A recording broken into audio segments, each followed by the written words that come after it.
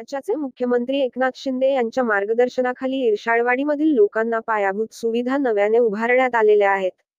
इथे वीज, पाणी उपलब्ध करून देण्यात आलेले आहे. नागरिक नेहमीप्रमाणे रोजगारासाठी बाहेर जात आहेत. इथलं जनजीवन पूर्वपदावर आलेलं आहे. येथील ग्रामस्थांनी मुख्यमंत्री एकनाथ शिंदे यांच्या नेतृत्वाखालील राज्य सरकारचे आभार मानले असल्याचे शिवसेना नेत्या डॉक्टर.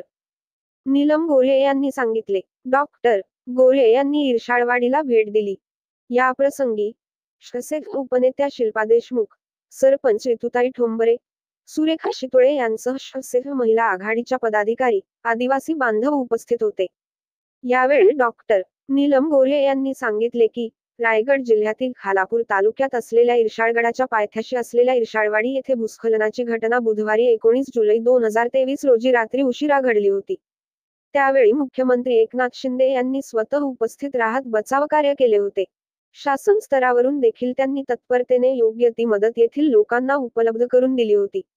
येथील नागरिकांचे जीवन पूर्वपदावर आलेले असले तरी काही गोष्टींची पूर्तता होणे आवश्यक आहे.